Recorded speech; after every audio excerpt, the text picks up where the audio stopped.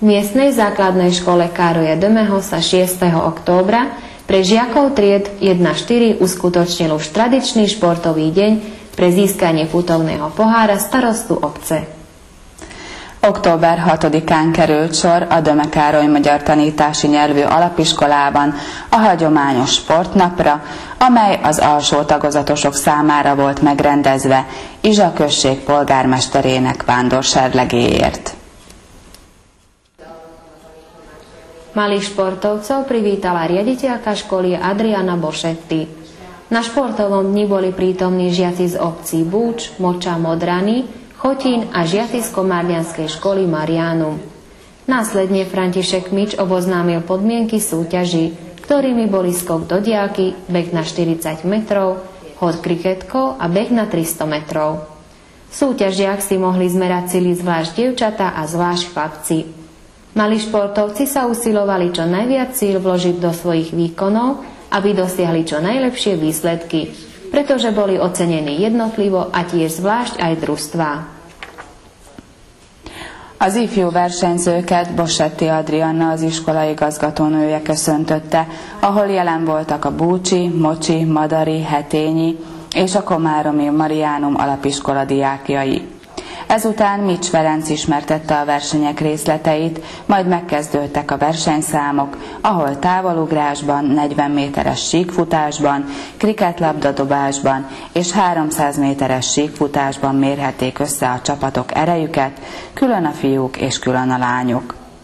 A kis versenyzők mindent beleadtak a jobb teljesítményért, hiszen egyénileg és csapatonként is voltak értékelve.